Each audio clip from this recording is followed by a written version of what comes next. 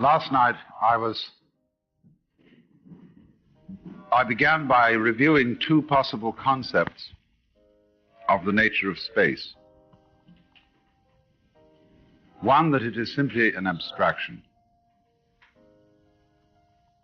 and projected upon the physical world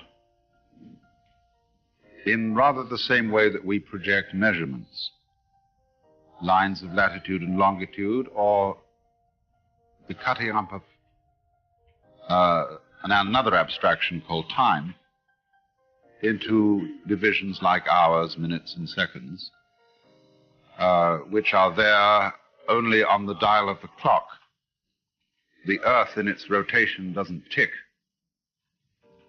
And time is, of course, seen thus simply a measure of change, of the rate of change as between two changing processes, the changing process of the clock and the changing process of, say, a person's running around. It is out of that relationship, in other words, that you get a concept of time. And similarly, through being able to measure distances in a similar way, you get a concept of space. You see, this is one point of view, that it's an abstraction because force would be lent to this point of view by the fact that space itself isn't really there. Space is just absent, and you must be very careful not, as Whitehead would have said, to reify, that is, to make a thing out of something that isn't there at all. Like saying, have an absence. Oh boy. Gary Snyder invented a corporation. It was called the Null and Void Guarantee and Trust Company. And its slogan was, register your absence with us. And so I had some business cards made up for it, which put at the bottom, Gary Snyder, non-representative. But this is, of course, Zen humor, because Zen people are always joking about things not really being there at all.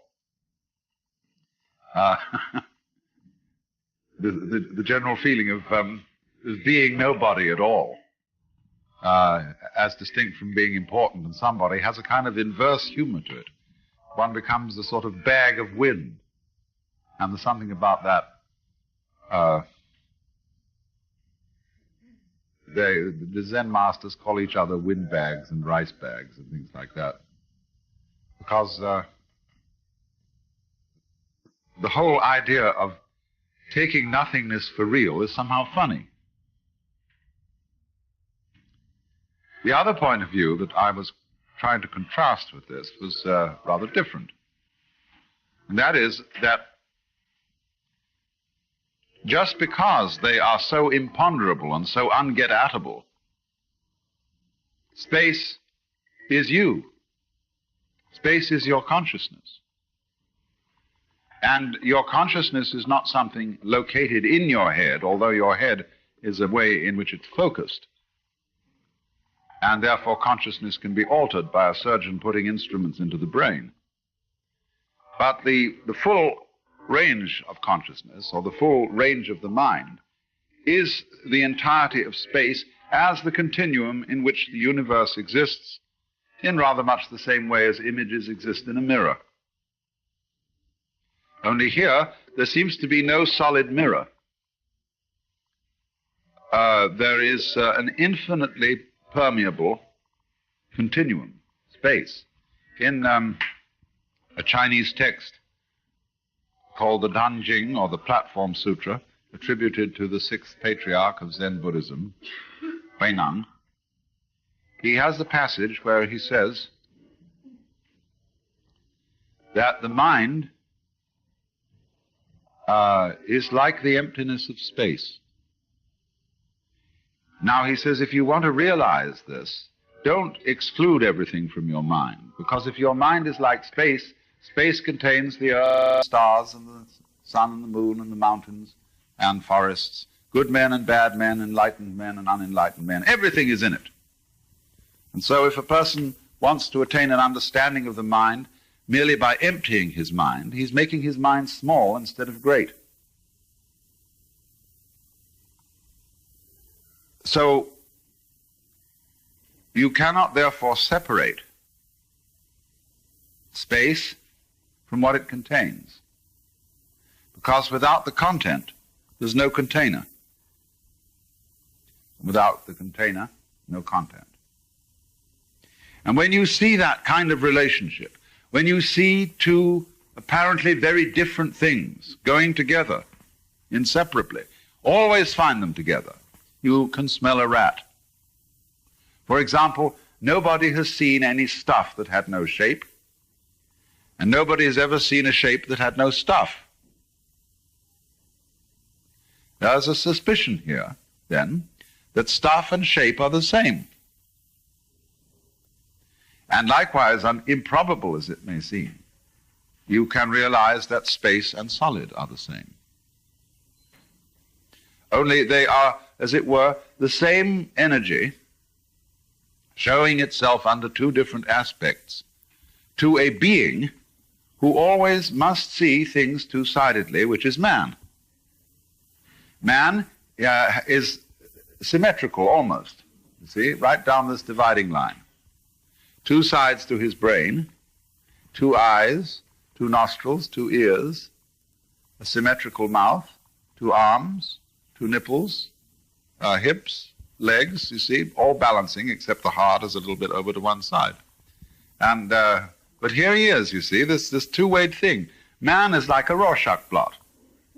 He's some mess that was squeezed, folded, and then you unfolded it, and by Jove, it's symmetrical. And it's a very strange thing about that. You can make order out of almost any mess by symmetrizing it in various ways. You know there's a gadget called a teleidoscope, which is a marriage between a kaleidoscope and a telescope. And you can look at things through it, and because it's got mirrors inside at a 45-degree angle, they will bounce the reflection in a circle, which is very elegant. And the more messy the thing you look at, the more interesting it is with the teleidoscope, because it is through this balancing process of some sort of symmetry that order comes about, repetition, regularity.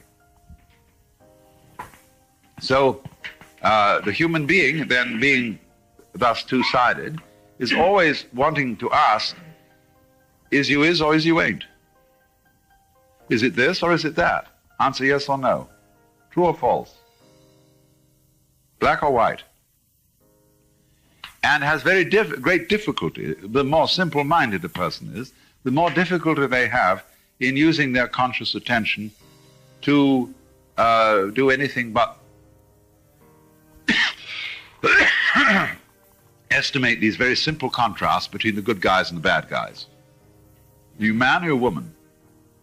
There can be no doubt. See, there may be nothing vaguely in between. No grays, no washes, because a simple mind wants this great precision, which of course you can't have. But as poles, you see, of one of the greatest dualities in the world is the duality of something and nothing, of being and non-being. And of course in our thinking, the solid world represents existence and the space world represents non-existence. The conquest of space, therefore, will be the conquest of non-existence, perhaps. See, this is our great attempt to survive by being able to leave this increasingly plundered planet, go somewhere else and plunder that.